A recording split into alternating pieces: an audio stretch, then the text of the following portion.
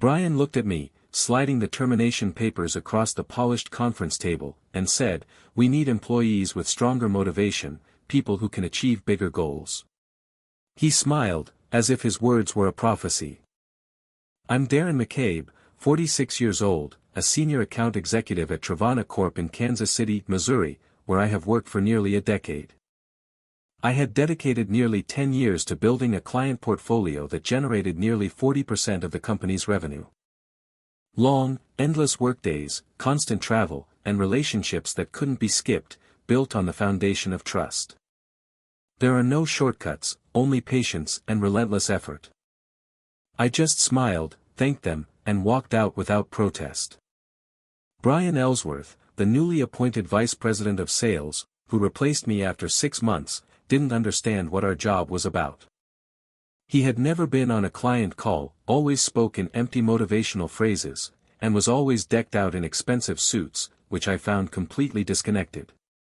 Even though I consistently delivered excellent results, Brian implemented a new commission structure that cut my earnings by 20% just 3 weeks after he started. The signs had been there all along. During the office renovations, my workstation was moved to a corner, out of sight, no longer a priority. My name was no longer included in meeting invitations. Yesterday, when I went to lunch, I caught sight of IT technicians working on my computer, as though I had become a mere part of the system they were just replacing.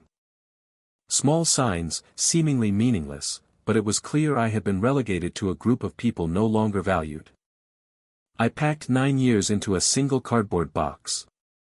A folder with client contact information I had kept separate from the company's database, family mementos, and a coffee mug my daughter had painted.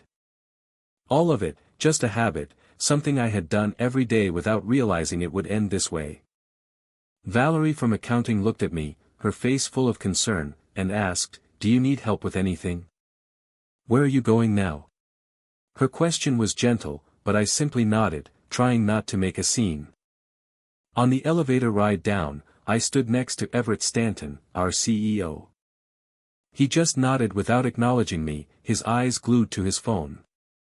He had no idea about Brian's decisions and the consequences that would unfold in the upcoming quarter.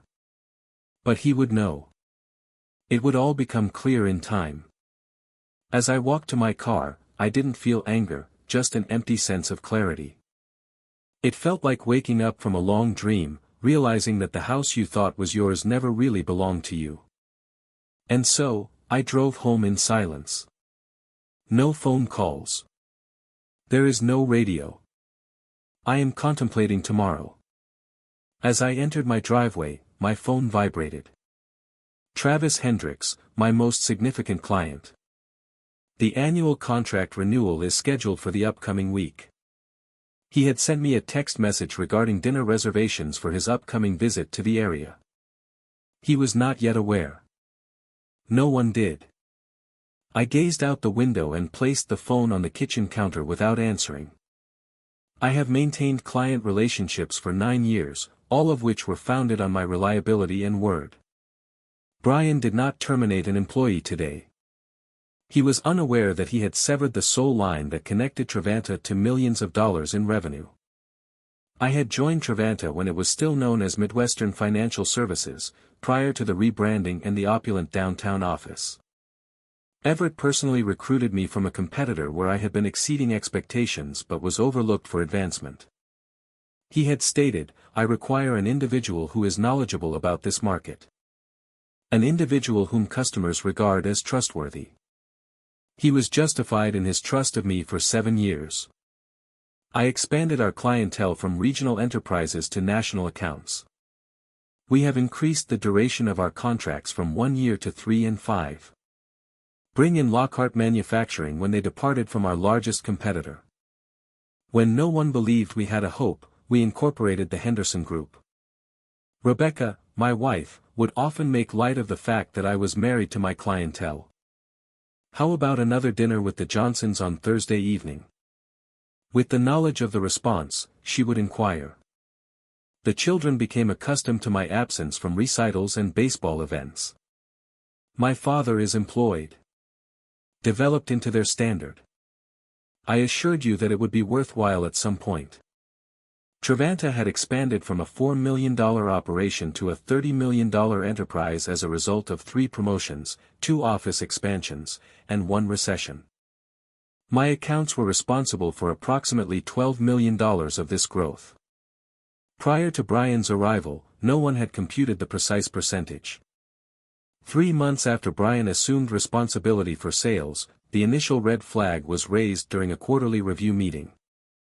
He pointed to a chart that indicated I had only added 2 new accounts that quarter, indicating that your client acquisition rate has plateaued. I elaborated on this matter due to my primary objective of cultivating existing relationships. The Lockhart contract has recently been doubled. Brian was adamant that the future lay in new commerce. We require hunters, not producers. My executive assistant, Julia, was reassigned 1 week later. In the subsequent month, I was required to obtain additional sanction for my travel requests. My expense reports were returned with inquiries. Minor matters. Death by 1,000 wounds. I began to hear rumors about the recruitment of new talent. Young MBAs who lack industry experience and present aggressive proposals. Brian referred to them as disruptors. He recruited Alicia Winters, 29, from a technology venture, last month. I designated her to participate in a call with Travis Hendricks during her initial week. Absence of an adequate preface and explanation. Exhibiting the cords to her. Travis observed. He sent me a text message subsequent to the call. What is the name of the new girl? Are you providing instruction to your successor? I dismissed it with a chuckle. This is merely an expansion of the team. However, as I was returning home that evening, I experienced a change in my stomach. A level of assurance that is derived from years of observing client expressions and boardrooms. There was an issue. I should have placed more faith in that sensation earlier. I placed my cardboard box on the kitchen counter and poured myself 2 fingers of bourbon. The residence was devoid of inhabitants. Rebecca spent the week at her sister's residence in Denver, where she assisted with the care of a newborn. It is likely for the best. I required the tranquility. I retrieved my personal phone and proceeded to peruse my contacts. 9 years of romantic relationships. More than 200 industry connections, vendors, and clients. I was trusted by individuals to manage their business. Individuals who had enlisted with Trevanta as a result of my recommendation. Not our downtown office or showy corporate marketing. The official correspondence was the sole item on my work phone, which is currently disabled and stored in a crate. These include the personal cell numbers of CEOs and decision-makers, the invitations to dinners and golf excursions. All of these were present on my personal device. Information that I had acquired as a result of my reputation as a desirable collaborator. I savored my beverage and experienced an unusual sense of tranquility. Remain calm. There is no need for anxiety regarding mortgage payments or health insurance. A concise comprehension of the events that transpired and the subsequent events.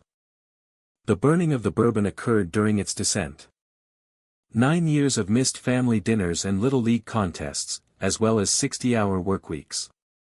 I spent 9 years constructing something that I believed was mine, only to realize that it was not.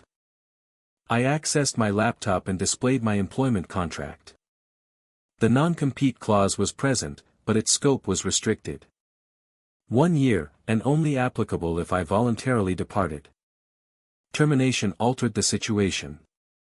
There was no legal impediment to transporting my clients to elsewhere. Suddenly, my phone vibrated. Travis has returned once more. Dinner reservations have been verified for Thursday. I am eager to engage in a conversation regarding the renewal.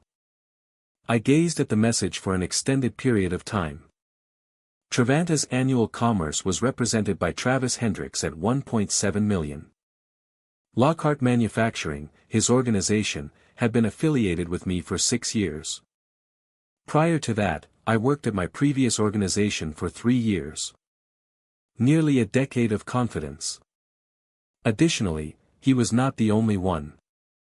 Carlton Industries, Westfield Properties, and the Henderson Group. They collectively contributed an additional $1.5 million. All of them were scheduled to renew their contracts within the next 30 days. They conducted all of their transactions exclusively through me. I placed my glass down and reached a conclusion. I would refrain from contacting anyone tonight. I would refrain from sending furious emails or issuing threats. I would consider it over the course of the night. Awaken with a clear mind. And then, make precisely 3 phone calls. I am not here to complain or express. I am writing to notify my closest clients that I have departed Trevanta. Immediate effect. The subsequent events would occur independently. I extracted the family photographs from my trunk. My daughter's commencement. Wedding of my firstborn. We nearly cancelled our journey to Yellowstone due to a client emergency. I had already overlooked an abundance of information. I would commence making alternative decisions tomorrow. I completed my bourbon and proceeded to the upper floor to retire for the night in an unoccupied residence. I did not set an alarm for the first time in years. Absence of early flights. There are no quarterly projections to evaluate before dawn. The calm surety that Brian Ellsworth had committed a catastrophic error. Additionally, there was no requirement for me to intervene, rather, I permitted the situation to develop. The following morning, I conducted my 3 telephone contacts. Absence of dramatics. Just the facts. Travis, I have ceased to be employed by Trevanta as of yesterday. I wanted you to hear it directly from me. His reply was immediate. What transpired? Who is currently responsible for managing our account? It is probable that Brian Ellsworth will contact you. Or perhaps Alicia Winters. A prolonged period of silence. The individual from the meeting is unaware of our organization's operations. Those are the only details I can provide. The remainder is entirely at your discretion. James Henderson and Peter Carlton engaged in comparable discussions. There are no recommendations. There will be no recruitment drive. This is merely information. Delivered with the same level of dependability that they had come to anticipate from me. The beeping of my personal phone was continuous by noon. Other clients were informed. That was the case because the industry was relatively tiny. Everett Stanton contacted me at 2 p.m. I permitted it to be directed to voicemail. Darren, my name is Everett. It is imperative that we discuss your transition. Numerous consumers are expressing apprehensions. Kindly return my call at your earliest convenience. I did not. Consequently, I proceeded to downtown to consult with Lawrence Finch, an employment law specialist. 3 years ago, I assisted his son-in-law in obtaining financing for a restaurant. He owed me a favor. Lawrence verified that they are unable to prevent you from working after reviewing my termination documents. However, they will attempt to intimidate your clients into refusing to follow you. Get ready for that. Trevanta's legal department had sent an email reminder regarding confidentiality obligations by 4 p.m. Brian had sent a text message by 5 p.m. Let us engage in a conversation regarding your exit bundle. Consulting employment may be feasible. It is now too late. At 5:30 p.m., my phone interrupted me once more. Travis. I have just concluded a conversation with your CEO and the vice president who terminated your employment. They guaranteed continuity. Said that Alicia would directly manage all matters. Next, they extended a 10% discount on renewal. What information did you provide them with? I inquired. I would contemplate it. Nothing was said by me. Travis resumed. I have sent a notice terminating our contract, citing a change in relationship management. Henderson and Carlton followed suit. I refrained from uttering a word. Darren, what is the location of your arrival?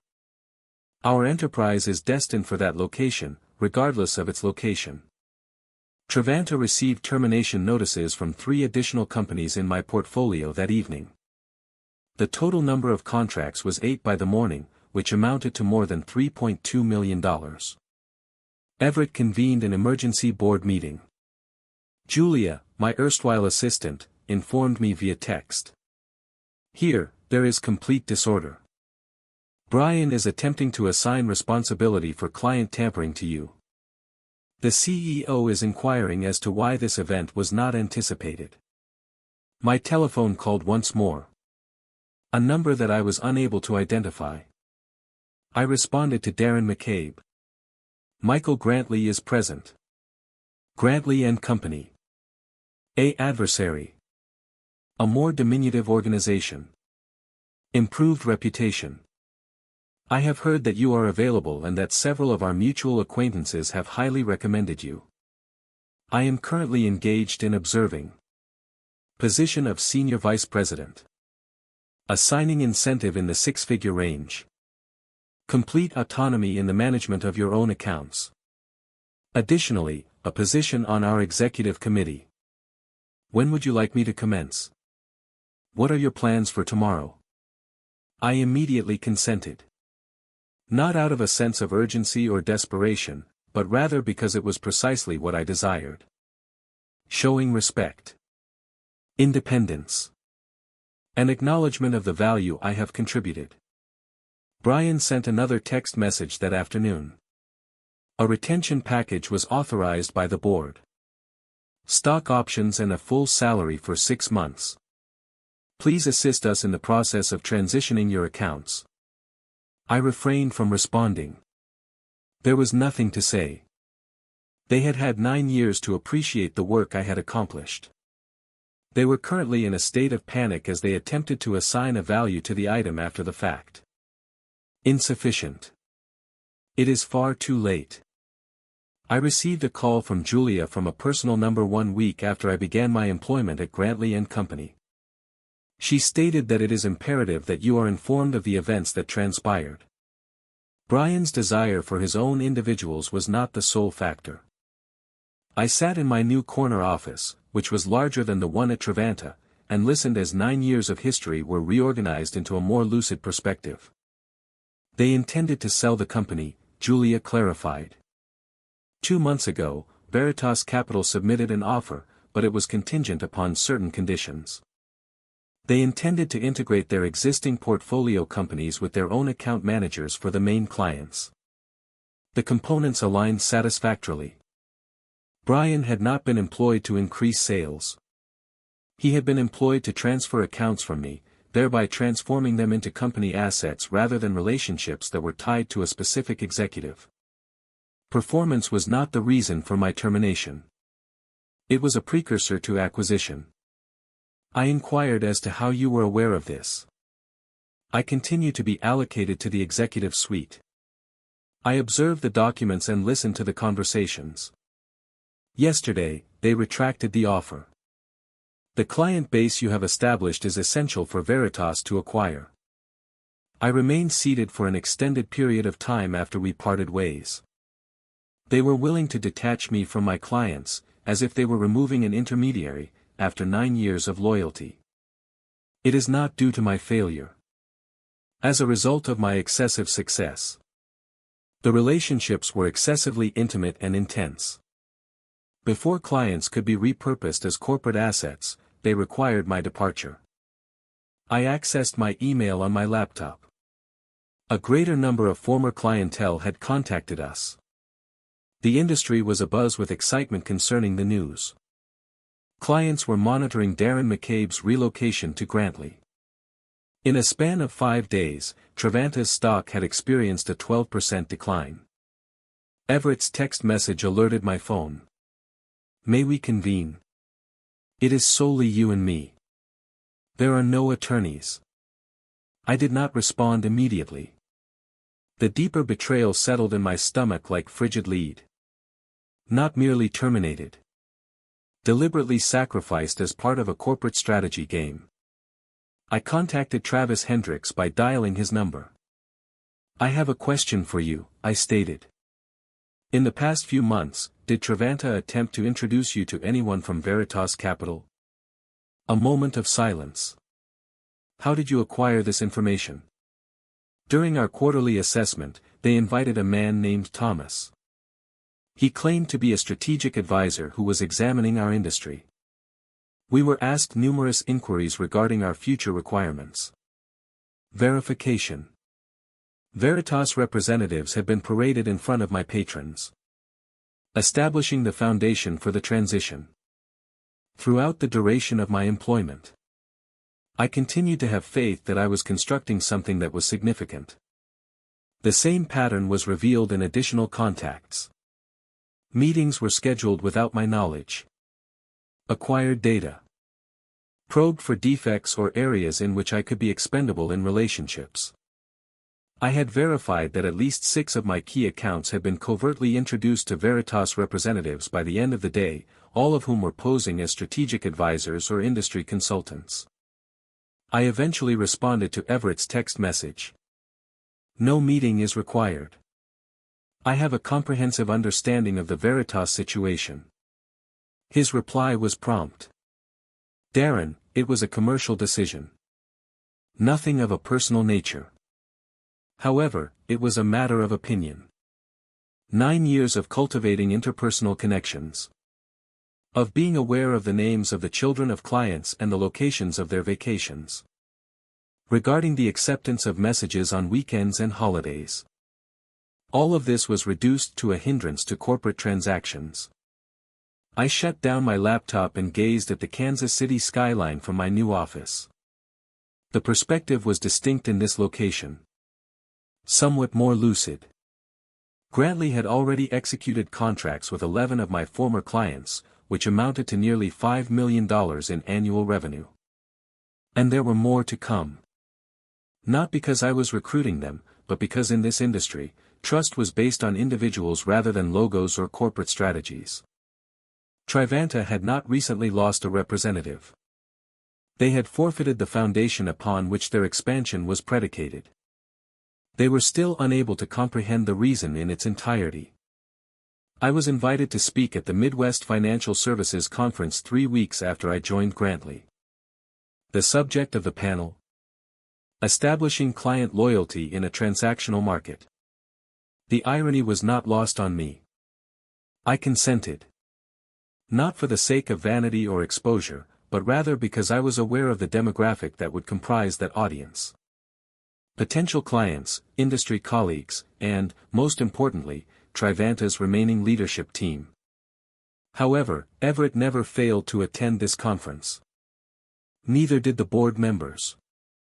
In the interim, Grantley had provided me with resources that Trivanta had never provided. 2 analysts who are dedicated to the project, marketing assistants, and, most importantly, an equity partnership. Commission was not the sole incentive for each client I acquired. It was the construction of an asset that I partially owned. I dedicated a month to the conference, focusing on data rather than dazzling slides or rehearsed anecdotes. While working at night with my analysts, I collated performance metrics for each client who had followed me from Trivanta to Grantley. The outcomes were irrefutable. The average service response time was decreased by 53%. Implementation expenses have decreased by 30%. Client satisfaction scores have increased by 22 points. It was not solely about me. Proving the consequences of prioritizing relationships over transactions was the objective. I reviewed my notes for the final time the morning of the conference. Absence of any spectacular revelations. No names should be mentioned. Simply the facts and the results. Professional. Quantified. Catastrophic. Upon entering the hotel ballroom, I immediately recognized Everett, who was conferring with 2 board members near the coffee station. Upon recognizing me, his expression became tense. I politely nodded and continued my journey. The panel discussion commenced with the usual inquiries regarding technological disruption and market trends. I spoke honestly about the things that consumers truly valued when it was my turn. I stated that personal accountability has become the most scarce commodity in an era where everything is automated and digitized. Client relationships are frequently misconstrued as company assets by companies. They are not. They are trust agreements between individuals that necessitate consistent reinforcement. Without referring to Trivanta by name, I presented my data. Case studies of clients who transferred firms and experienced immediate improvements. I arrived at the conclusion that the lesson is not about contractual obligations or retention incentives. It is about comprehending that clients will demonstrate the fallacy of treating relationship managers as interchangeable components. An audience member, a young analyst whom I did not recognize, posed the query that was on everyone's mind during the Q&A. Isn't your recent transition from Trivanta to Grantly, which involved the relocation of numerous significant clients, precisely the scenario that companies aspire to when determining the appropriate level of autonomy to grant to relationship managers? The room fell silent. From across the room, I could sense Everett's gaze focusing on me. I responded that it is a reasonable inquiry. However, it is important to contemplate the alternative. The clients were lost by Trivanta not because I acquired them, but rather because they were unable to comprehend the true value of those clients. No one pursued me solely out of personal fealty. They followed me because my service approach consistently better met their needs, an approach that my former employer determined was no longer in alignment with their direction. I paused, briefly engaging in eye contact with Everett. Every client has the right to determine whether the new direction is in their best interest, and every company has the right to alter its course. That is the manner in which the market is mercilessly efficient. 3 additional former Trivanta consumers approached me subsequent to the panel.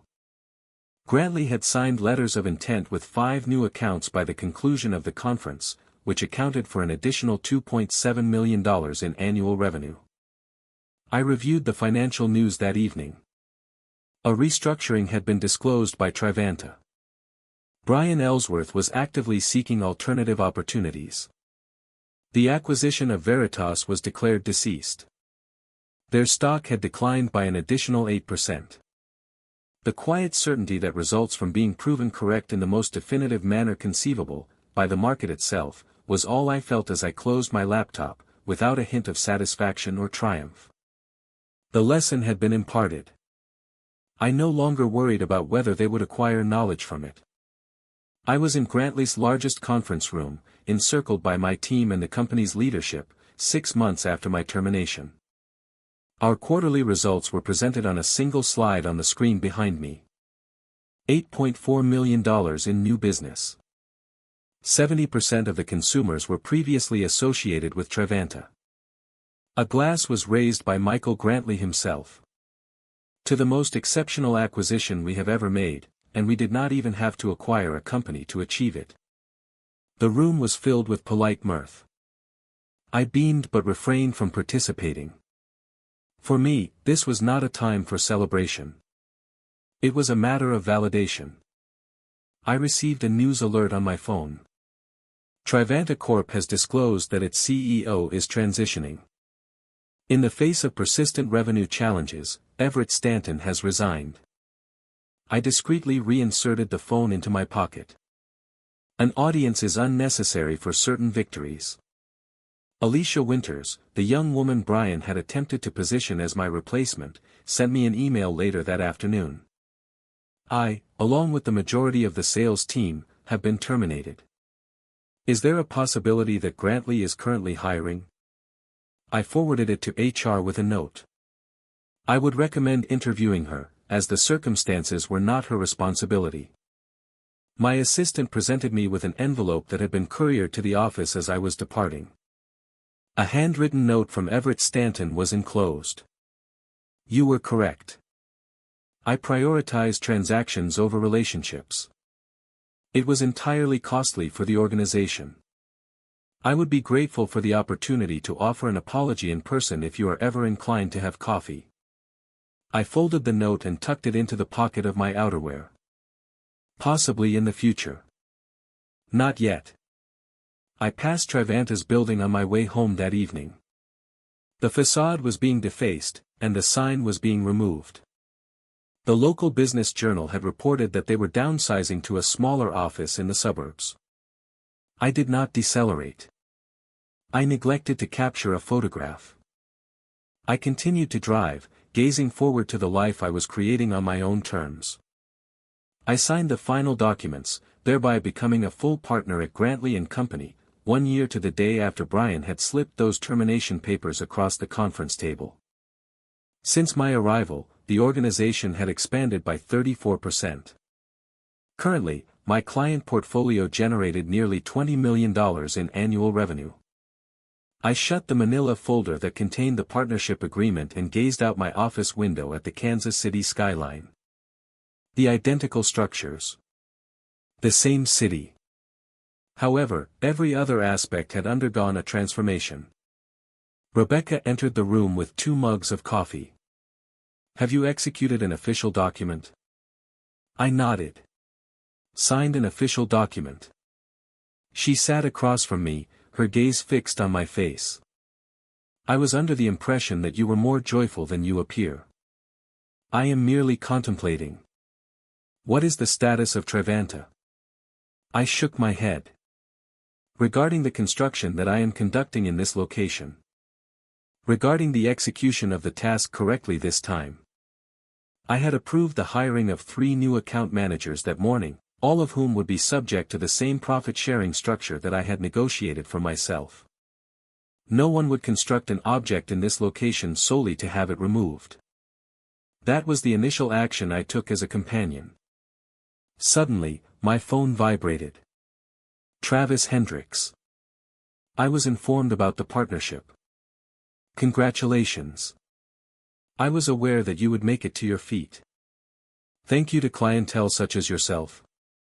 "No," he rectified the error. "I am grateful for your unique identity. We simply adhered to the value." I retrieved the frame that Rebecca had given me for Christmas last year after we concluded our conversation. A straightforward quotation on parchment paper. "Massively successful outcomes are the most effective form of vengeance." I repositioned it on the credenza, ensuring that it was facing downward.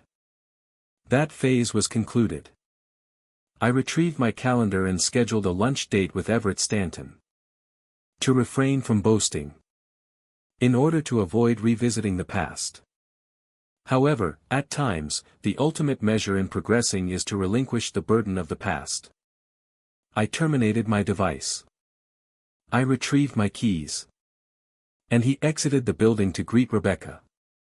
We had tickets to attend our son's band performance. Something that I would not have allocated time for in my previous existence. Certain defeats pave the way for more significant victories. Certain flames consume what must be eliminated. I had never been more certain of that than I was today.